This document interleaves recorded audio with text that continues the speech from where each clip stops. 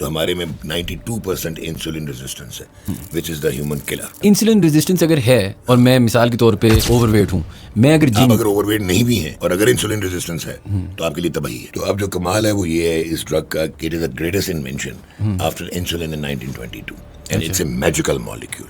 Wait कम करता है, 23% किडनी फंक्शंस को बेहतर करता है इन डायबिटिक्स। ये 2% कार्डियक डेथ्स के रिस्क को कम करता है, 2%। और ये जो GLP-1 है ये बेसिकली एक लिजर्ड थी, जीला लिजर्ड, उसके सलाइवा में ये GLP-1 था। एक लिजर्ड के सलाइवा में। Comfort has actually destroyed the concept of your life, जो आपके लाइफस्टाइल चेंजिंग लाइफस्टाइल है। जब वो छोड़ते हैं तो ऐसा है कि वो जो भी इफेक्ट्स हैं वो वापस आ जाते हैं। जिस तरह अगर बंदा मोटा था तो वापस मोटा हो जाता है। मैं आपको इससे एक ज़रा डिग्री और परेशान करता हूँ। ना सिर्फ मोटापा वापस आता है बल्कि जितने भी रिस्क फैक्टर मैंने गिनाए हैं जो कम हो रहे थे वो 3 महीने के बाद दोबारा रिस्क फैक्टर आना शुरू हो जाते हैं। Prevalence of diabetes is the maximum in Pakistan 31%। रोटी जो आपका कल्चर है दैट इज कार्बोहाइड्रेट, बोटी दैट इज प्रोटीन। इसमें डालते हैं खुली हांडी में तेल, तो जो बैड कोलेस्ट्रॉल है वो पीछे रह जाता है और जो गुड कोलेस्ट्रॉल है क्योंकि वो लाइट चेन है वो ऑक्सीजन के साथ एंटीऑक्सीडेशन से उड़ जाता है और पीछे आप जंक खाते हैं रोज। तो बंदा क्या करे फिर? बंदा यही करे कि इसको मार्जिनलाइज करे, रिस्क की मैनेजमेंट करनी है। Can you give me examples of polysaturated fats? जिस तरह हमें अगर नहीं पता। Fast food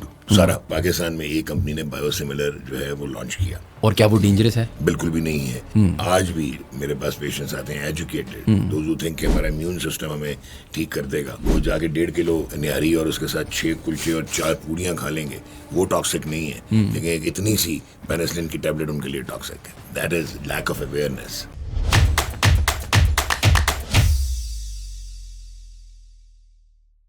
Assalamu alaikum everyone and welcome to another episode of How Does It Work, a podcast by Pro Pakistani. हमारे favourite guest doc is back in the studio. पहली बात बहुत शुक्रिया डॉक, एज ऑलवेज आप हमें time देते हैं। Always a pleasure जी। अच्छा डॉक, आज हम आपसे क्रिकेट की बात नहीं करेंगे। नहीं तो क्रिकेट में रह के गया ये भी है, पाकिस्तान क्रिकेट में रह के गया बात वैसे ये जो हमने ऑस्ट्रेलिया की सीरीज देखी है ना, मर मरा के, इससे कहने का यार पहले मैंने कहा मैं आपसे क्रिकेट की बात करूंगा, लेकिन आजकल तो यार जल्दी से एक चीज बोल देता हूँ क्रिकेट के हवाले से। आपने टोए टब्बे वाली पिचेस, अंडर प्रिपेयर्ड स्पिन, जो कि उसमें वो भी हो गए, पॉइंट्स भी आपको, पेनल्टी भी आपको लग गई, तो आपने वो पिचेस बना के तो उनसे फिर भी एक मैच हारा। और बांग्लादेश ने स्पोर्टिंग पिचेस बना के फास्ट बॉलर्स को उनकी ऑस्ट्रेलिया की स्ट्रेंथ पे और सीरीज जीत। और हम लेकिन अब यही हम मिनोज वाली हरकतें करना, मतलब मिनोज से भी आगे हरकतें करना शुरू हो गए एंड इट्स बिकमिंग अब तो अनवॉचेबल है। मतलब अगर ये मतलब मैं बाबर आजम की बात नहीं करना चाहिए, लेकिन जनरली अब हम ये कह रहे हैं ओ जी बाबर आजम इज बैक, ये this is not cricket, this is specially जब आप IPL में 15 साल का बच्चा मतलब पागल हो रहा है यार। उस बच्चे पे एक अलग पॉडकास्ट करेंगे उसकी बायोमैकेनिक्स पे। वो बच्चा आपको ऐसे मैं रेवलेशंस दूंगा, आप बेहोश हो जाएंगे।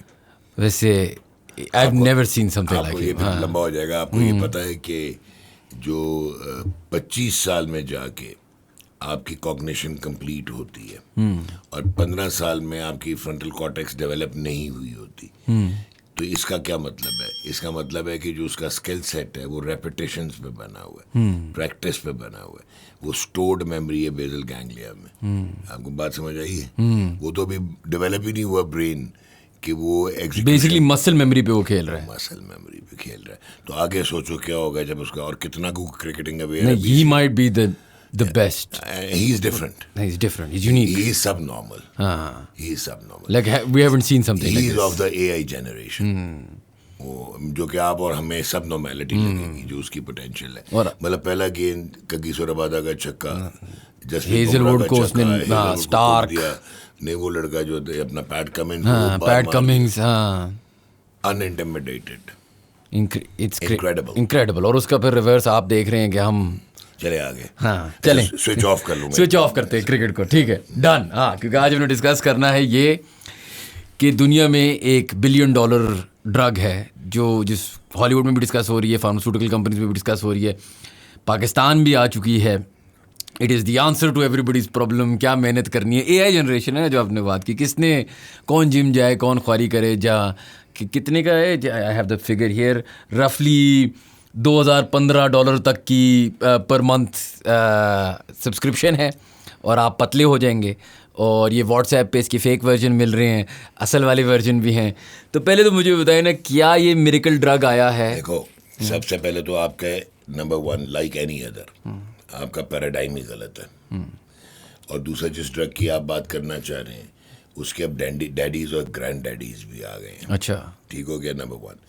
नंबर 2, पहले तो आपको ये समझना है आपके नाजरीन को कि बेसिकली जिस आप मॉलिक्यूल की आप बात कर रहे हैं वो 1 मिलीग्राम डोज तक आया था, 0.25, 0.5 और 1 मिलीग्राम। और वो एंटी वेट लॉस नहीं था, वो मोटापे के लिए नहीं था। वो किस चीज़ के लिए बना था?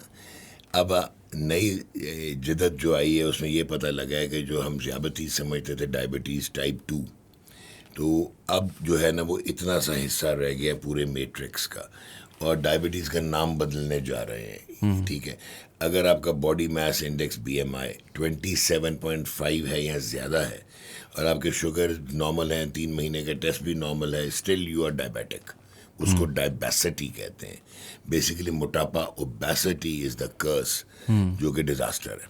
ठीक हो गया, एक तो ये चीज़ है। दूसरा, अगर आपका BMI 27.5 से कम है तो फिर और आपके शुगर्स अगर ज़्यादा हो रहे हैं तो इसका नाम है CKMD, cardio metabolic kidney disease.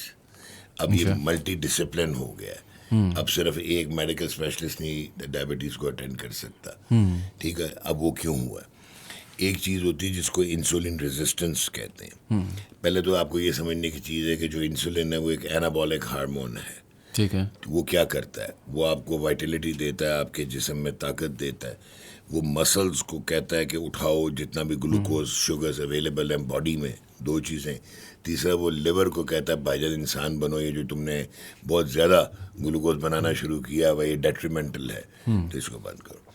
तो बेसिकली ये इंसुलिन रेजिस्टेंस जो है वो हमारे इस एरिया का, हम बेसिकली जो हमारी कुछ इनहेरिटेंस मेडिटेरियन है बट हम साउथ वेस्ट एशियन है, हम साउथ ईस्ट एशियन नहीं है। तो हमारे में 92% इंसुलिन रेजिस्टेंस है, which is the human killer. ठीक हो गया। इंसुलिन रेजिस्टेंस अगर है और मैं मिसाल के तौर पे ओवरवेट हूँ, मैं अगर आप अगर ओवरवेट नहीं भी हैं और अगर इंसुलिन रेजिस्टेंस है तो आपके लिए तबाही है।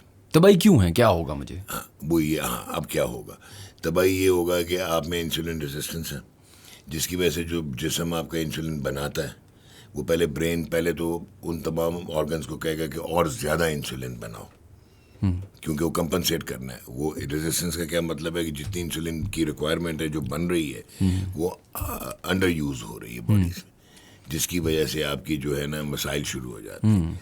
अब फिर उसके बाद कोलेस्ट्रॉल, आपका ट्राइग्लिसराइड्स बॉडी में, पॉलीसैचुरेटेड फैट्स, लिवर में डेपोजिशन फैट्स की, और फैट की जब डेपोजिशन होती है जिसको आप फैटी लिवर कहते थे, उससे बात आगे चली गई है।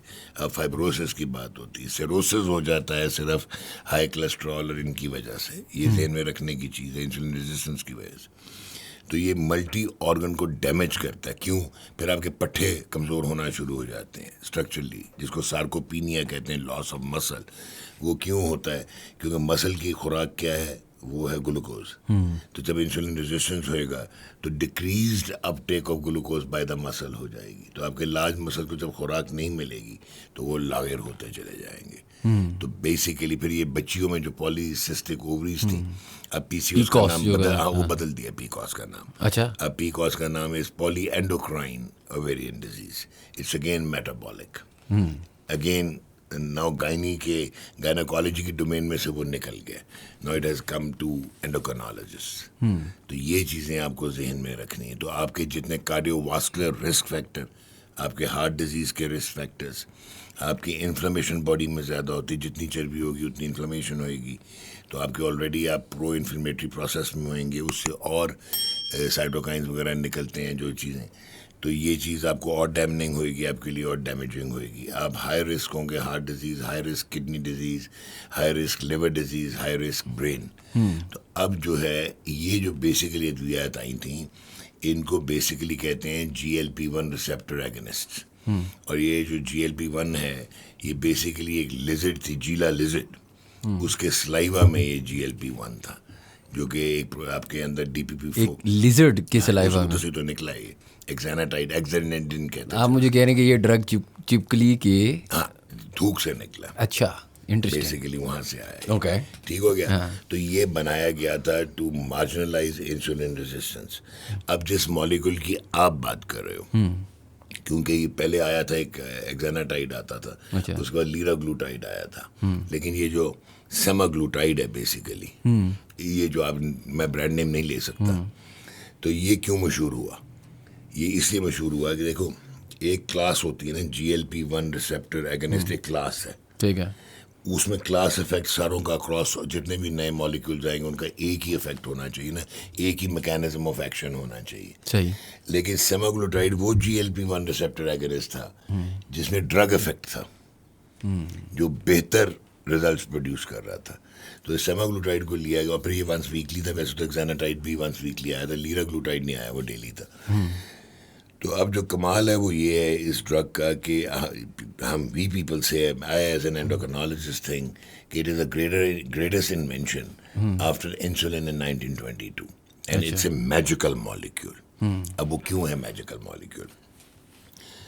वेट रिडक्शन करता है, इसमें आगे जब चलेंगे कॉन्वर्सेशन में फिर मैं आपको बताऊंगा कि इसके कॉम्पिटिटर्स भी आए और फिर डोज का, ये डोज रिलेटेड था। वेट कम करता है और अप टू जो 1 मिलीग्राम है वो 7 to 8% वेट लॉस करता है। जो इसका 2.4 मिलीग्राम है वो अप टू 16% वेट लॉस करता है। जो इसका 7.2 मिलीग्राम है जो भी अवेलेबल नहीं है वो 20.5% वेट लॉस करता है। एक तो हो गया वेट लॉस। अब आया, इसलिए मैंने कहा था कि जो 1 mg तक था जिसका आप तस्करा कर रहे हैं, जो बॉलीवुड हॉलीवुड में यूज हो रहा है, वो पाकिस्तान में भी बहुत सी जगह वेट लॉस के लिए नहीं था, ठीक है। वो बाकी जो मैंने आपको अभी पूरी करदान बताई है उसके लिए था। सेकेंडली जो इंटरेस्टिंग चीज़ है वो ये है इसमें कि ये 23% किडनी फंक्शंस को बेहतर करता है इन डायबिटिक्स, ठीक है। ये 2% कार्डियक डेथ्स के रिस्क को कम करता है, 2%। ये 26% एक्यूट कॉर्नरी इवेंट्स जो हार्ट अटैक्स वगैरह के रिस्क को कम करता है, 20% ओवरऑल रिस्क को कम करता है। डायबिटीज़ को HbA1c जो 3 महीने का टेस्ट होता है जो अक्सर अब लोग फेमिलियर हैं, उसको 1.5% तक कम करता है, ठीक है। 5 mmHg सिस्टोलिक ब्लड प्रेशर ऊपर वाला उसको कम करता है।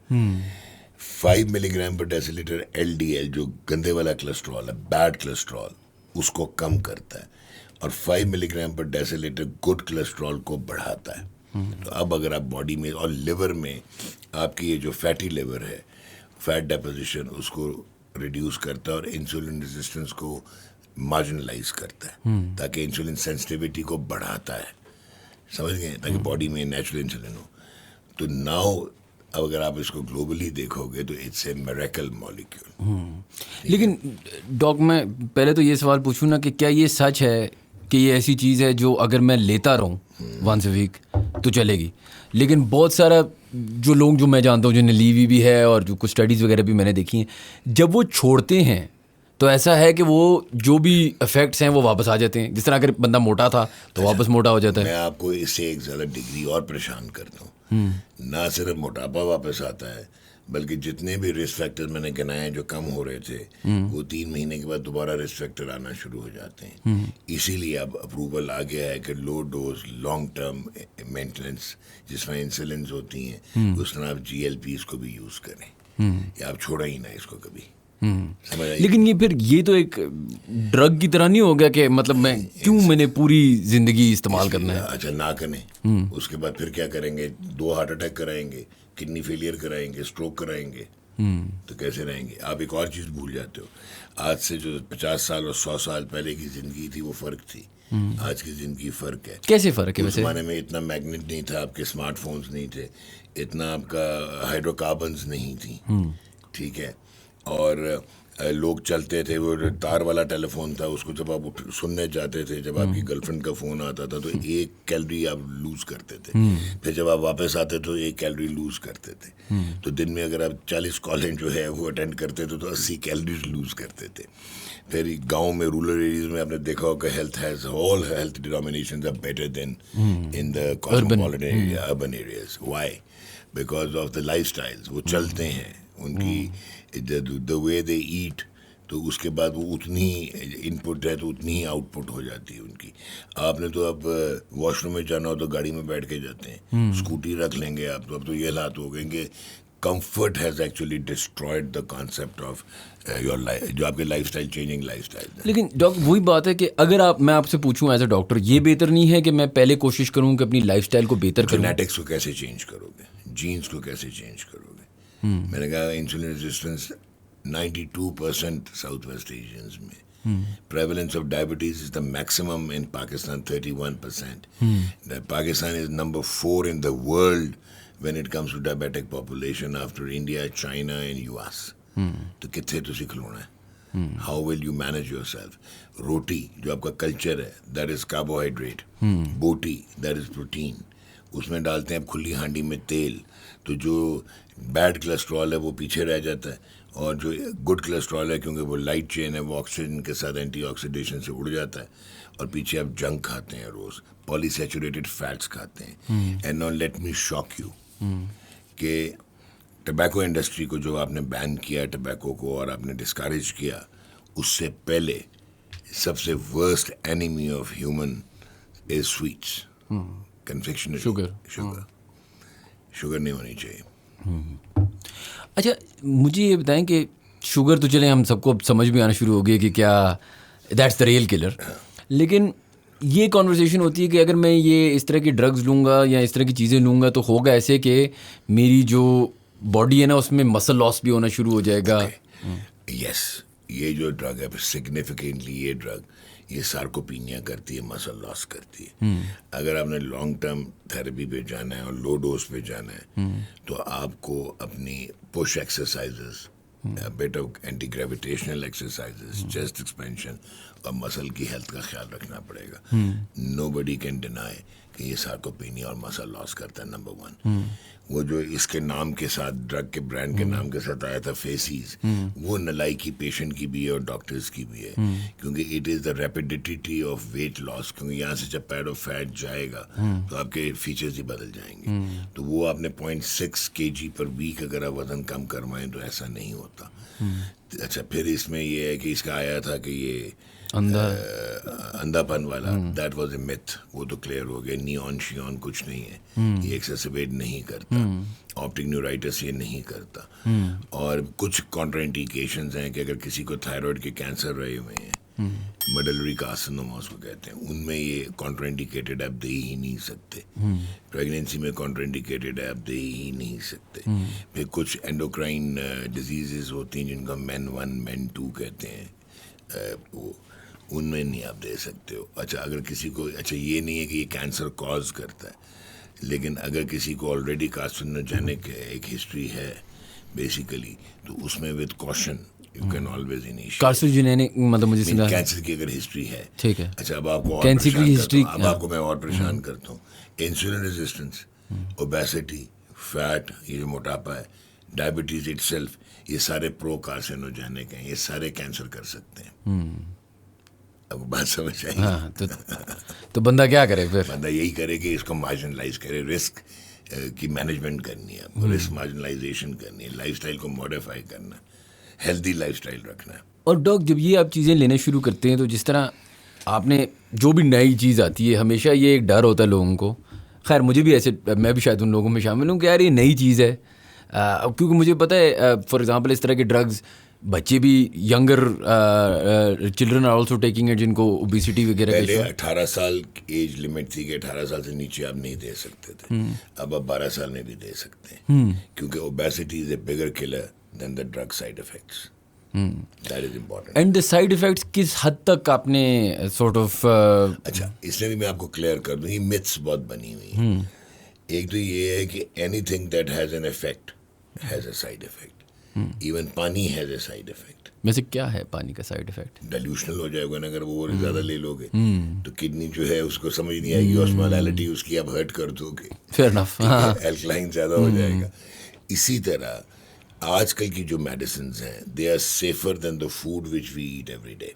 जब हम रोज़ खाना खाते हैं, आपको कैलोरी नहीं पता होती कितनी खा रहे हैं, आपको ये नहीं पता होता कितनी पॉलीसैचुरेटेड फैट्स हैं, कितनी प्रोटीन है, कितनी कार्बोहाइड्रेट्स हैं. ठीक है, तो अब वो डेट्रीमेंटल है आपके लिए. Whereas that is the reason कि अब बहुत सारे देखो, एक तो एफडीए के जो अप्रूवल्स है ना उसके एक टीयर्स होते हैं बेसिकली। ये बायोलॉजिक है बेसिकली, डीएनए रिकॉम्बिनेंट, तो ये तो वैसे ही बहुत वल्नरेबल होता है। तो उसमें क्या है कि उनके एक प्रोसेस है पूरा, स्टडीज़ होती हैं, क्लिनिकल ट्रायल्स होते हैं, फेज़ 1, 2, 3, फिर आप पहले एनिमल स्टडीज़ होती हैं, फिर ह्यूमंस पे होती हैं, उसके बाद ड्रग अप्रूवल्स आते हैं, रेगुलेटरी बॉडीज़ जो हैं वो बैठती हैं और फिर अप्रूव करती हैं और फिर ब्रांड मार्केट में आता है। लेकिन अब की जनरेशन में जो फ़ायदा हुआ, पुराने ज़माने में इवन हमारे टाइम्स में हमें वेट करना पड़ता था फॉर 5 ईयर्स, मेटा एनालिसिस आता था कि जब ड्रग आई तो उसके 5 साल में वर्ल्ड ग्लोबल पॉपुलेशन पे क्या इफ़ेक्ट्स थे, क्या साइड इफ़ेक्ट्स थे। तो हम वेट करते थे उन स्टडीज़ का। अब उनकी इतनी कोई ज़रूरत रह नहीं गई ट्रायल्स की। एआई फोरकास्टिंग हो जाती है, 50 साल की फोरकास्टिंग हो जाती है कि ड्रग की, कि ये इसकी फार्माकोडायनामिक्स हैं, ये काइनेटिक्स हैं, ये इसके साइड इफ़ेक्ट्स हैं, ये इसके इफेक्ट्स हैं, ये काम करेगी, ठीक है, ये ऐसे काम करेगी, ये इन ड्रग्स के साथ इंटरेक्ट। लेकिन how accurate is that? Almost 95%। इतना एक्यूरेट है कि दुनिया में अब क्या हो गया, पहले कहते होते थे ट्रीट द डिजीज, अब कहते हैं prevention is better than cure. आपको 3-4 मेडिसिन दे दी जाती हैं कि चीज़ बीमारी हो ही ना या डिले हो जाए। तो वो क्यों आया ये prevention is better than cure? तो इसका मतलब है कि जो इसकी ऑथेंटिक इसकी जो है आगे अब वो आपके पास आ जाती हैं फोरकास्टिंग, और बेसिकली ट्रायल्स के बाद आती है, तो आपको डरने की ज़रूरत नहीं होती। एंड इसी ड्रग से मैं अगर आपसे एक और बात पूछूं जो थोड़ी सी अजीब है, क्या ये 35 से 50,000 पर सेशन कर लेते हैं, मैं एक रफ एस्टिमेट लगा रहा हूँ, ठीक है, इन रुपीज़। क्या ये थोड़ी सी ज़्यादती या जुल्म वाली बात नहीं है कि एक अमीर आदमी मतलब जिंदा भी लंबा रहे, वो खुश भी रहे, वो पतला, क्योंकि आई नो अमेरिका में तो इंश्योरेंस कंपनीज हैं, बाकी दुनिया में नेशनल हेल्थ सर्विस नहीं है। लेकिन देखें, बात सुने, मैं being a clinician I have to be very neutral. Pharmaceutical industry जो हमारी है, क्योंकि हमारे इतने स्ट्रॉन्ग लेजिस्लेशंस हैं नहीं, और हम प्रोसेसेस को भी फॉलो नहीं करते, and you will be shock to know कि हम एफडीए के भी सिग्नेटरी नहीं है। तो जो हमारी ड्रैप है, ड्रग रेगुलेटरी बॉडी, वो अप्रूव कर सकती है, उनके अपने वो हैं, उनकी रिक्वायरमेंट्स हैं, आप पूरी अगर कर दें। अच्छा, अब एक और चीज़ समझने की पहले वो समझो कि एक तो ये जो जिस ड्रग की आप बात कर रहे हो ये बायोलॉजिक है। बायोलॉजिक का मतलब ये है कि ये पेटेंट जो मॉलिक्यूल है, ये एक बैच दूसरे से नहीं मिलता, इम्प्योरिटी प्रोफाइल इनमें वेरी करता है, और ये 8-9 साल के ट्रायल्स के बाद ये ड्रग आती है। अब इसकी बायोसिमिलर्स दुनिया में बनते हैं, जो ये आपके सवाल के जवाब में मैं आ रहा हूँ, ताकि वो कॉस्ट कम हो। तो बायोसिमिलर्स भी जब बनते हैं तो उसमें 1-2 प्रोसेसेस के शॉर्टकट्स दे दिए जाते हैं कि चलो यार, जो ओरिजिनल डाटा था ओरिजिनल मॉलिक्यूल का, उसमें वो यूज़ कर लो, लेकिन बाकी आपको ट्रायल्स करने पड़ते हैं, उसको कहते हैं बायोसिमिलर। फिर हमारे ममालिक में क्या होता है कि हमने आवे का आवा बिगड़ा हुआ है, तो हम वैसे ही बना लेते हैं, प्रोसेस फॉलो ही नहीं होता, तो उसको कहते हैं बायो कॉपी। ठीक है, अब बायो कॉपीज आर डेंजरस, क्योंकि उसमें आपको ये नहीं पता कि इम्यूनोजेनेसिटी डेटा क्या है उस ड्रग का, एक हर मॉलिक्यूल का अपना होता है, आपको सेफ्टी प्रोफाइल नहीं पता, आपको साइड इफेक्ट प्रोफाइलिंग नहीं पता। तो ये जो अब सस्ते व्हाट्सएप पे ड्रग्स जो मिल रही हैं, नहीं, मैं उसी तरफ आ रहा था। आपकी कुछ बहुत ऑथेंटिक कंपनीज ने अब ये लॉन्च किया है, ठीक है, उनमें से एक कंपनी ने तो बायोसिमिलर लॉन्च किया, हालांकि दुनिया में भी इसका पेटेंट एक्सपायर नहीं हुआ सेमाग्लुटाइड का, तो ये जून में होना है, और 12 बायोसिमिलर दुनिया में अब आ रहे हैं जो आएंगे। लेकिन पाकिस्तान में एक कंपनी ने बायोसिमिलर जो है वो लॉन्च किया, और वो सबसे सस्ता है और वो बहुत अफोर्डेबल है। और क्या वो डेंजरस है? बिल्कुल भी नहीं है, क्योंकि अब आप इसलिए कहें कि 1,20,000 पेशेंट लोकल पाकिस्तान में यूज़ कर चुके हैं, and there has not been a single case reported जहाँ पे हमारे एंटेनास खड़े हों। अब जैसे I have been a greatest preacher of patent use, ठीक है, क्योंकि मैं इसी वजह से, इन कबाहतों की वजह से, लेकिन अब I am inclined to use cost effective molecule, क्योंकि अब आपके पास बहुत सारा एक सैंपल साइज आ गया, ठीक है ना। तो ठीक है कि ओरिजिनली शायद उनके डेटा शॉर्टेज हो, बट जिस मॉलिक्यूल की मैं बात कर रहा हूँ, जो कि सबसे सस्ता भी है, बड़ी कंपनी है, बल्कि नंबर 1 कंपनी है पाकिस्तान की फार्मास्यूटिकल जो प्रोड्यूस करती है, उन्होंने जब ये बनवाया था तो उन्होंने चाइनीज़ जो बना रहा था, जो डिस्ट्रीब्यूटर था, जो बना रहा था मैन्युफैक्चरर, उसने इनको, वो यूरोपियन उसके पास सर्टिफिकेशन है और वो बाहर भी सप्लाई करता है, तो उसने इनको जो है वो इम्यूनोजेनेसिटी डेटा उसी के साथ जो पेटेंट के साथ कंपेयर करके वो दिया और सेफ्टी प्रोफाइल दिया। फेज़ 1, फेज़ 2, फेज़ 3 ट्रायल्स हुए। शायद वो इनिशियली मार्केट ठीक तरीके से नहीं की गई, तो लोगों को इतनी फेमिलियरिटी नहीं थी। लेकिन डॉक्टर क्या एक काउंटरफिट मार्केट है पाकिस्तान में? बहुत स्ट्रांग मार्केट है काउंटरफिट। जो आप बात करना चाह रहे हो वो पेटेंट का, वो जो व्हाट्सएप वाला कह रहे हो, वो तो पानी था, वो तो मॉलिक्यूल कंपनी का थोड़ी था, वो तो उसी के पेन में वो डाल के दे देते थे, जो कि एक्चुअली सॉल्ट ही नहीं था, वो मॉलिक्यूल ही नहीं था, वो बिल्कुल काउंटरफिट था, बिल्कुल सच चाहिए, जिसको 4,000-5,000 सस्ता देते थे। पर ये जिस चीज़ की मैं बात कर रहा हूँ, ये तो लोकल मैन्युफैक्चरर्स की लाइसेंस ड्रैप अप्रूव्ड चीज़ें हैं। 4-5 कंपनीज पाकिस्तान में अब कर रही हैं। ठीक है।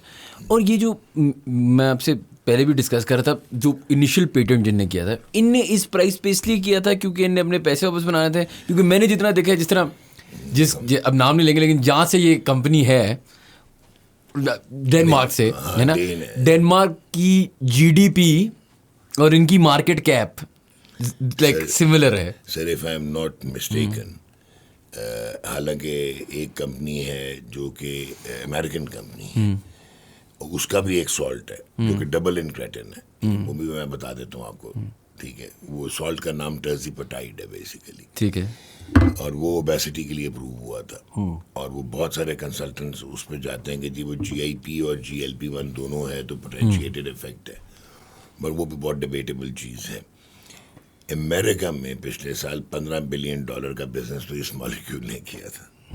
ठीक है, ये जो आप बात करना चाह रहे हो उसमें इनकी जो कॉस्ट डिटर्मिनेशन होती है, ये पाकिस्तान में तो बिल्कुल मुफ्त है। ये जो 25,000-27,000 की महीने की आप बात कर रहे हो, as compare to the prices in Europe and the prices in US, जो भी आपने बोला $2,000-2,500 महीने का पड़ता है, $2,105 बनता है वैसे।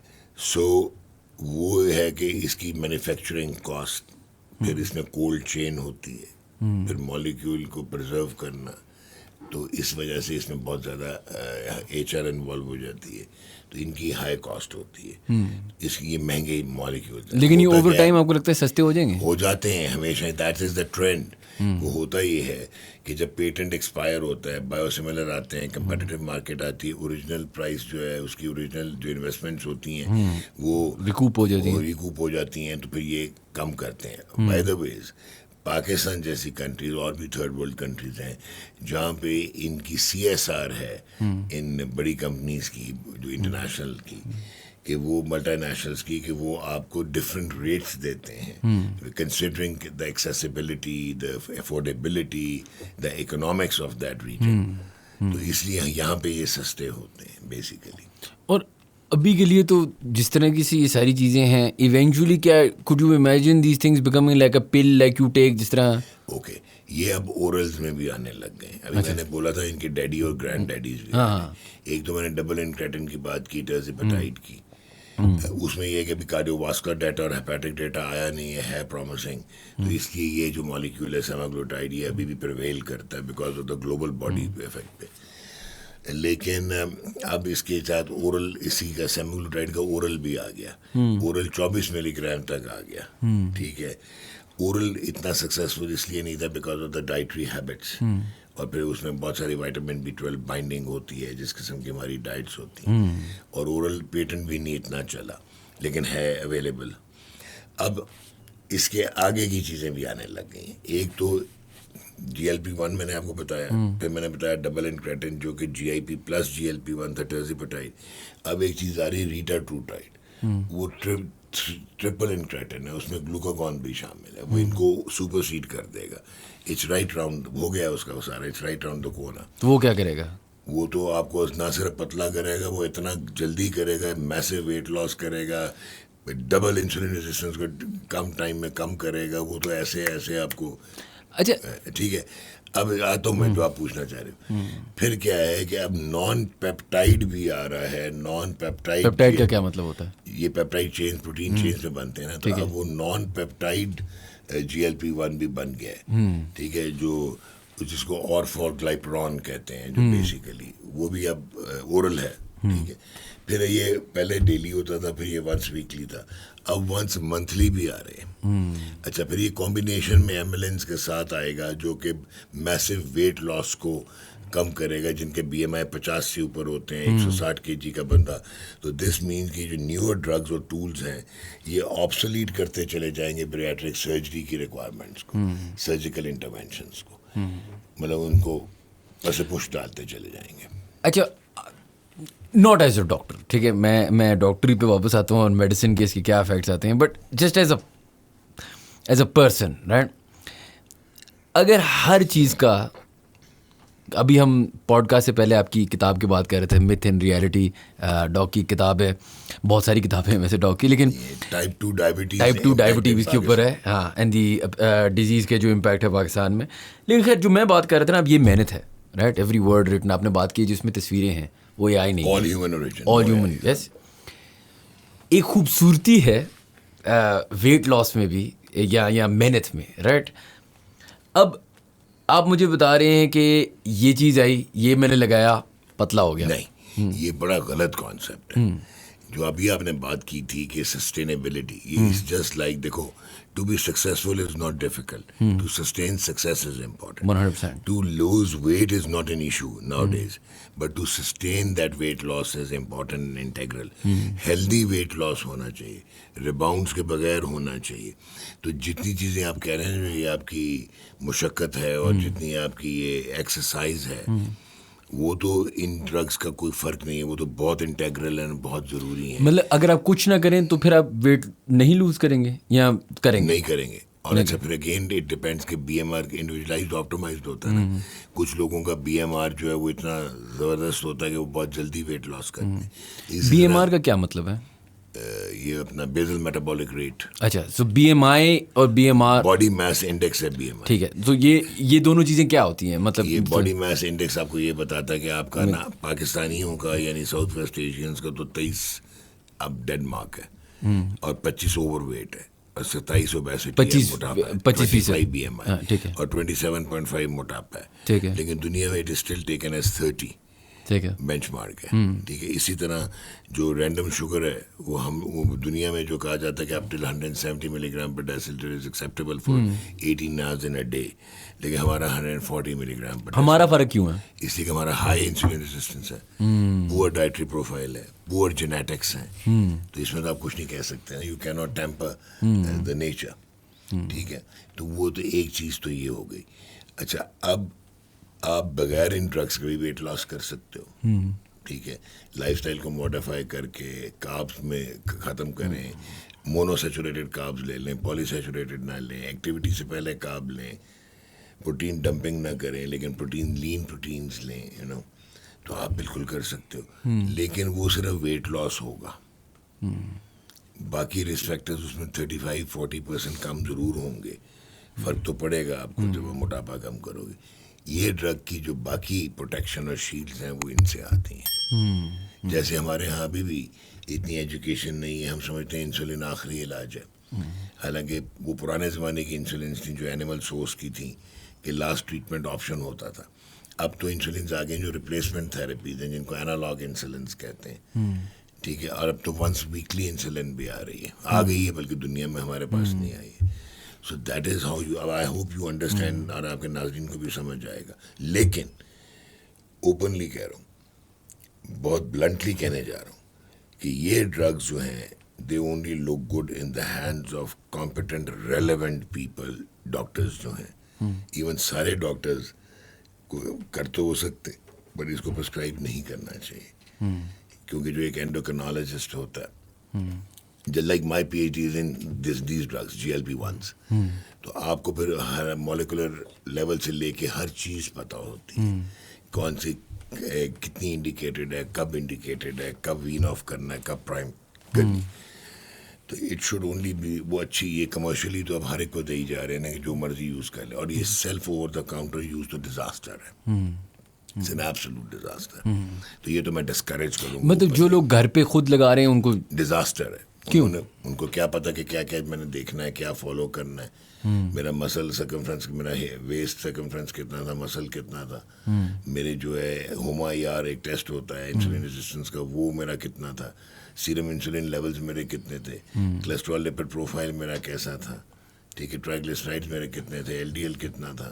तो वो तो एक आम आदमी नहीं ये चीज़ें देखता, तो वो तो आप you can damage yourself. What can happen, मतलब क्योंकि मुझे पता है बहुत सारे लोग जिन मतलब घर पे खुद यूज़ कर रहे हैं। मसल लॉस हो सकता है, उसके बाद मसल लॉस बहुत वर्स्ट चीज़ होती है जो हो जाएगा, उसके बाद आपको टॉक्सिसिटी हो सकती है, उसके बाद जो है हो सकता है कि आपका रेजिस्टेंस ख़त्म हो गया, मतलब इंसुलिन रेजिस्टेंस मार्जिनलाइज हो चुका हो, तो आपको पता ही नहीं है व्हेन टू स्टॉप, ठीक है, आपके फेसेस चेंज हो जाते हैं, तो बहुत सारे इसके साइड इफ़ेक्ट्स आपने मॉनिटर ही नहीं किए हुए, ठीक है, तो that you have to keep in mind. And do you think is it one of those things जो जब एक नई चीज़ आती है ना, ये कॉस्मेटिक नहीं है, this is a fantastic molecule in medical science for relevant use.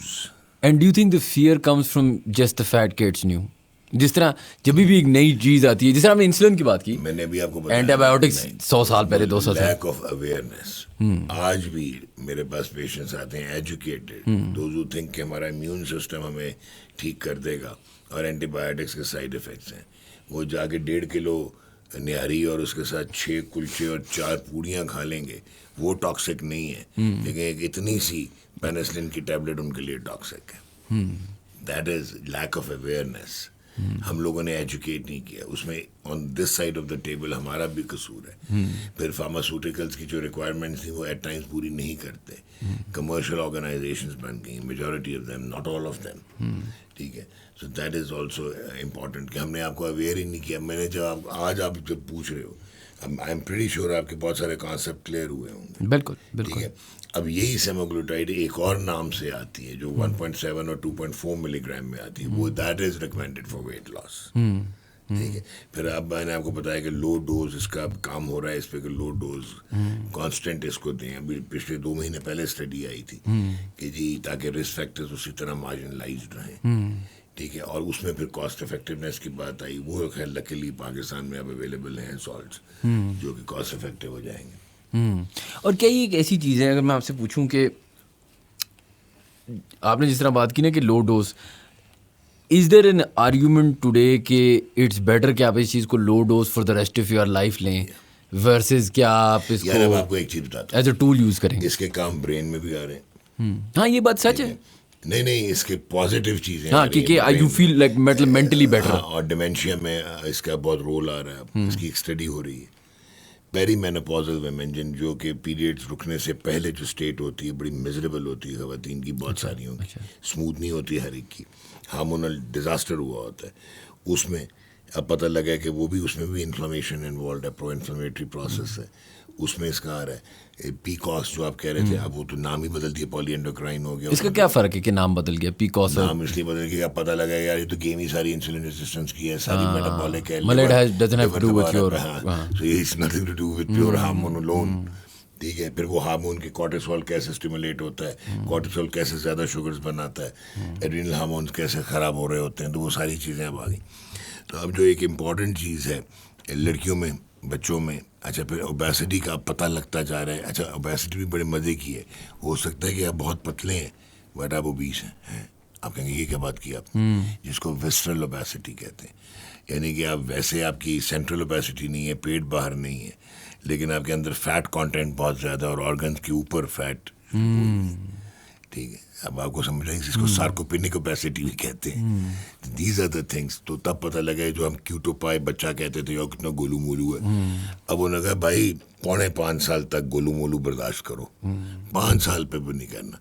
अब ये कन्फ्यूजन होना शुरू हो गई है, इतना इंसुलिन रेजिस्टेंस पे काम हुआ है कि जो टाइप 1 डायबिटीज़ होती थी, जो पैदाइशी होती थी because of the auto immunity, अब डबल डायबिटीज़ का कॉन्सेप्ट आ गया। इसका क्या मतलब है? टाइप 1 और साथ टाइप 2 को एग्जिस्ट करते हैं एक ही, मतलब एक ही इंडिविजुअल में, ठीक हो गया। और डॉक, अब आपने एक इंटरेस्टिंग सॉर्ट ऑफ सेगवे लेके आए हैं, तो मैं उस पर भी 1-2 सवाल पूछना चाहता हूँ। Like I have kids right, they are young, ठीक है, और आपने जिस तरह बात की कि यार मेरी बचपन में जितनी कोक पीनी है, मतलब पीते कि पता भी नहीं था मेरे घर वालों, मतलब किसी को नहीं पता था उस ज़माने में। अब एक बड़ा इंटरेस्टिंग नया डायलेमा है ना, वो कहते हैं कि यार पहले 100 दिन शुगर ना दो, पहले 100 दिन ये ना करो, या सॉरी पहले जितने भी 100 साल होता है या क्या होता है, राइट?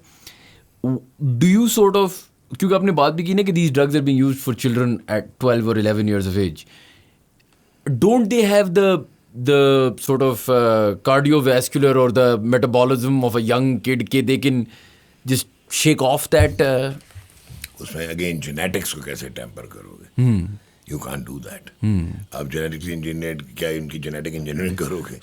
तो उसमें ये है कि जो जेनेटिक्स तो वो लेके आए हैं, that's not their choice, that's how they have right.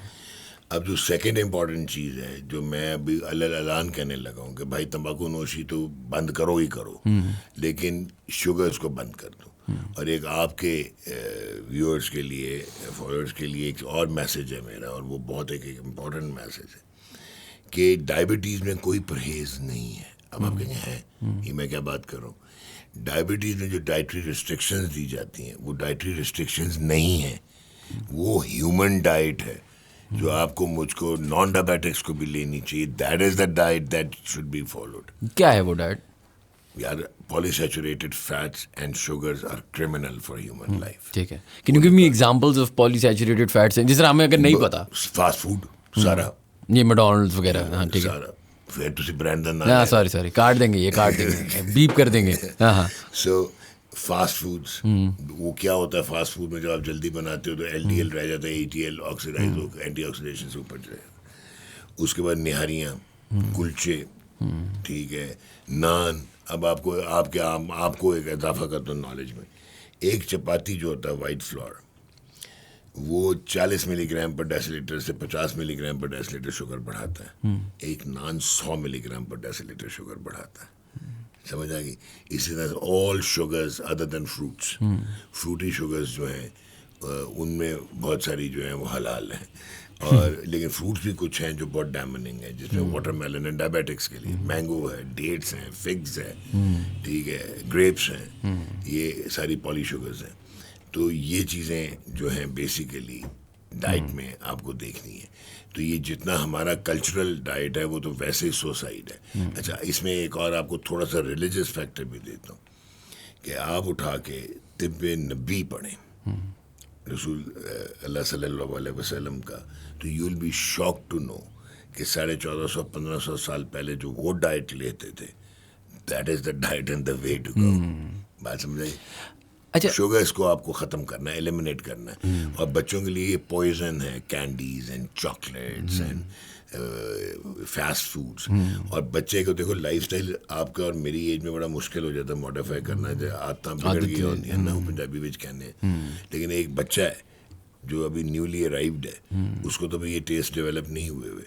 तो अब मैं ये नहीं कह रहा कि उनको आप बिल्कुल ही फारिग कर दें, लेकिन उनको आप इनकलकेट करें कि ये वाला खाना, घर का खाना, ढांपी हुई हांडी, healthy, grilled eating, steamed eating, barbecue, ठीक है, लेस ब्रेड, मोर प्रोटीन, ये चीज़ें आप उनको लेके आएँ। और अगर आपने वही ये जो फिजी ड्रिंक्स वगैरह से दूर रखें, आप जूसेस दे दें अगर बच्चा diabetic. What about like diet fizzy drinks, जिस तरह diet they are okay, they are fine, they are fine. ठीक है।